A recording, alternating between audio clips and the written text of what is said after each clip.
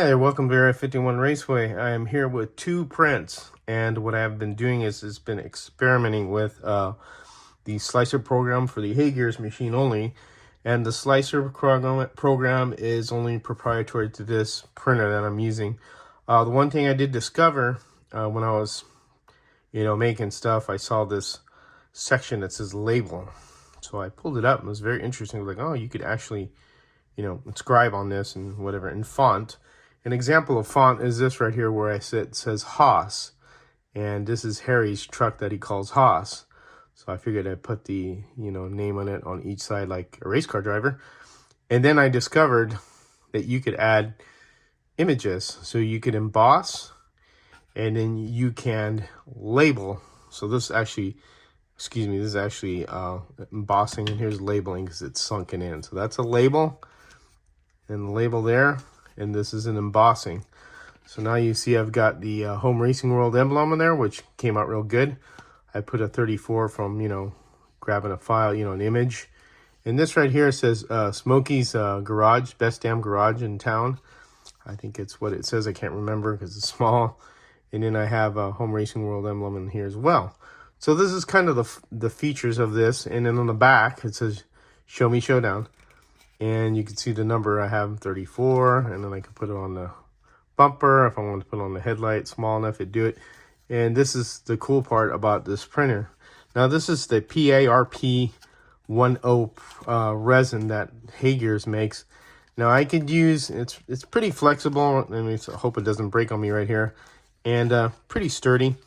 And this one came out really good. I think I'm having a problem with just not using clean enough alcohol, because this one has a little bit of the area I don't like. It's kind of splotchy, but I mean, when you paint it, it's no big deal. But this one came out very well too, with embossing, and just, it's kind of cool that you have this capability, because I could always shadow paint this, or, after I paint the body, just do something to fill it in. But it's very unique, this printer. And it's cool that the slicer program's able to do this.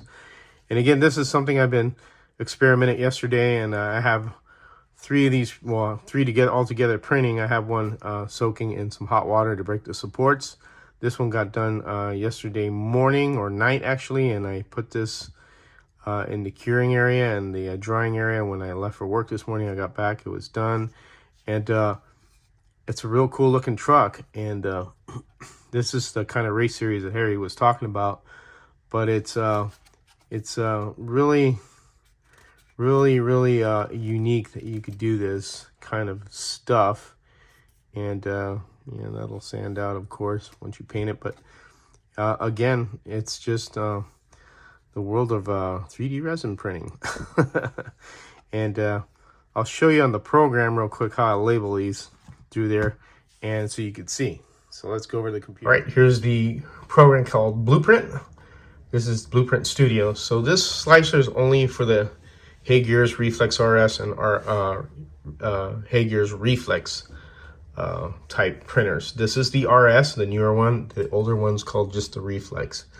So this right here is pretty much the dashboard of it. So when I go to slicer, and I do have a project here already, I'm just messing around. So here's the pickup truck, and I'll show you how I do this. So I'm going to open this, and the image should load. And so what I've done here basically is I'm able to do, like I said, what's called a labeling. So I'll go over here and I'll click label, and right here it says text label. So if I wanted to print, say, we'll do Haas again, Haas, right? I'll type in Haas. Now this is engraved or embossed. So you can have two selections. The millimeters, how tall it stands out. Now what I've been using is 50, so 0.50 millimeters. You could go pretty far with this, but I don't think it would really do a good job, be too big. If you wanted to, you could try it. Sometimes it doesn't let you load it, certain images, because just its capability is limited in a way. So if I want to label this Haas, like I did there on the last print I did, like you saw it, where you saw it, I could hit label, and I'll scroll up in here. Say if I want to put it on the roof like I did on the next one, it'll always do that, bring it up close, but you could back it up. Once you've hit label, it leaves the name on there. Now all this disappearing here, don't worry, it's just because the vertices, I think, of the file are hiding it. But once you hit it and you know, put it where you want it, so you can make it as small as big. You can move it around. You can see how it disappeared there. So I'm going to do it that big, and then what I'd hear is hit confirm, and then when it does that, it imprints, or how would you say, labels it. You can see. Now if I do embossing, then I'll come to label and you'll see the difference. I'll go to emboss and I'll do Haas again, and this is just an example. I'm doing this on this model. Oops, too many S's. And I will go to label and I'll go here above it. You can see the difference between the two. There we go. And you could also rotate this if you need to. Rotate that. And then we'll go like this. See, yeah, about the same size it looks like. So we'll do this one right here just the heck of it. And then we'll do that. And then you're going to see it's embossed upward, which is pretty cool. So for other things now, it depends on the image, because some images work, some don't. We'll have to research more of that with Harry, because I know he knows a lot about fonts and, you know, doing that stuff, because he's done web page design, and he usually helps me out with this. So if I go image label, so I'm going to upload an image. So here's what I've kind of saved. So say if I want to put the Area 51 image. So the way they're highlighted there too, it shows you, let me delete it again. When they're highlighted like this, see how this is, I try to get Smoky Unix face, it wouldn't let me do it. It's not going to print that. But you have to kind of mess around with this a little. So if I want to, again, you know, the home racing world was, where's that at? It was right here, the one I use. So if I want to use the Area 51, just do that for the heck of it.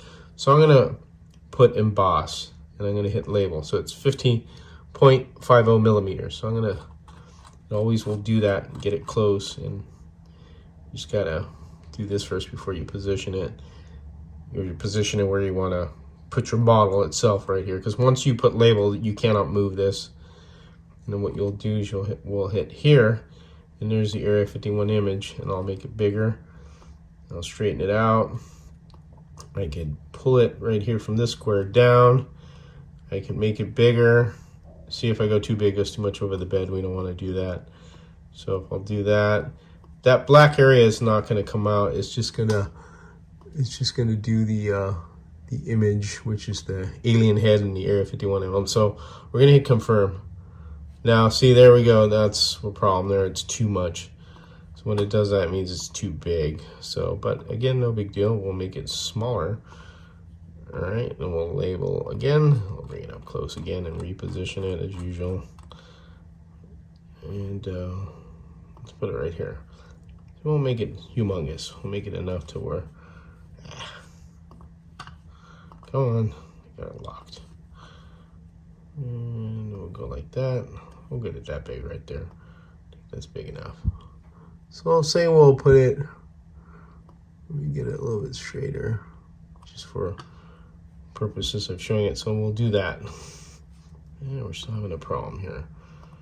Let's try that again. Maybe, see, they may not like that image. Let's try the other image I've used before. That's the first time I've used the black background border. There's a white one right here. This one seems to work a little better. And we'll do it again. Embossed label. Here again. Gotta back out because it's repositioned it again.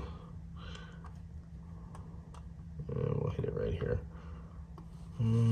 Yeah, that's better. See, because it doesn't show the, it's probably the border around it. It's what's causing the problem. So you see, you got to work with some of these. So we'll put it right there, and then we'll hit confirm.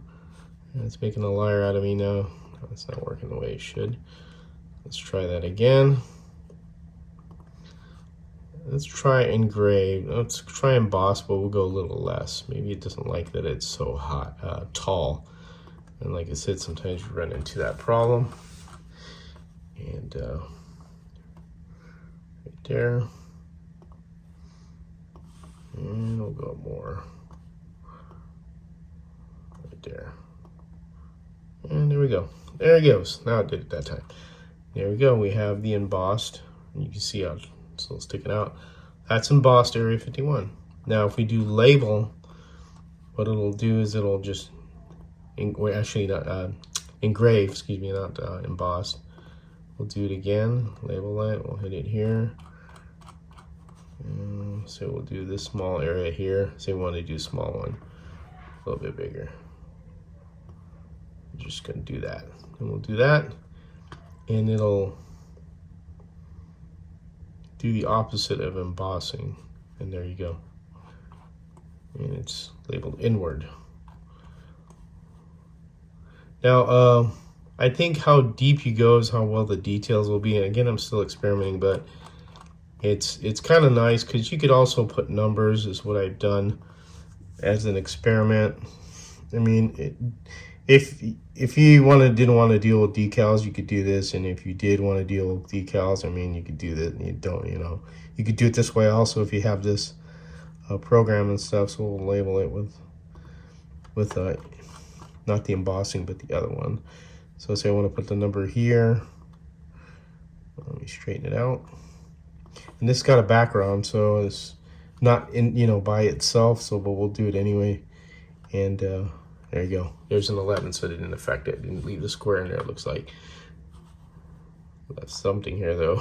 Probably part of the font. And you could always, I guess you could always also crop this so that will come out of there. It looks like that's part of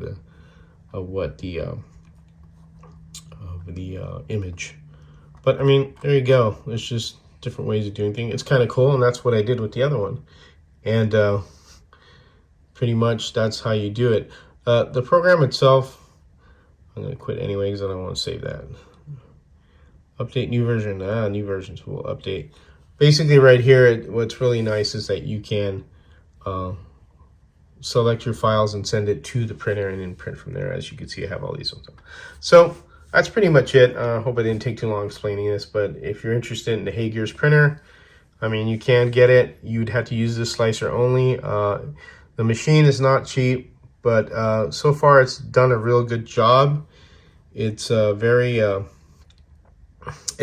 sensitive machine, as I already went through one thing with it where it was missing something very slightly. I mean, something super small, and it affected it. But what's nice is there's a support center here, and when you go here, you ask them your support questions, and they do get back to you. And it works really well. I don't have any complaints about it. I like it, and help back. So here's all my questions, and they've asked, answered everything when I, needed it. Like this right here, can I reslice it without having to? Can I change the material without having to reslice it? And they answered that question pretty quickly. And they showed me where to do it in a small video, which I didn't know you could do that. I was kind of like, wow, I didn't know you could do that. It was kind of cool. So say if I want to change the modeling resin right here. So this is their resin, the PIRP. So if I open this, let me get out of this here. I don't want to send it. So if I go to dashboard or slice files, right? And let me go to slicer, actually. Slicer. So if I want to go to this one and open it and change the material, I could go down here in the corner, and I hope you can see that. Let me tilt it. The corner right here will tell you what material you're using, and this one right here, and you could change it if you need to. It'll remove the supports, and the thing with the supports is that it really kind of overdoes it when it supports the model, because it'll start putting supports in, like for example the Smokey's Best Damn Garage right here. It's had a bunch of teeny supports and I removed them, which is really unnecessary because it's not really needed. I printed it this way and didn't have a problem. So again, you have to experiment when you get these printers, if you get this particular one, and along with Elegoo printers and all that stuff. But it's really a nice advantage to be able to do this and just experiment and have fun and have numbers on there if you wanted to. And if you want to just print it out and stick with decals, you could do that. So that's just a real quick kind of run through of it. Again, as always, thank you for watching, and you take care and have fun racing.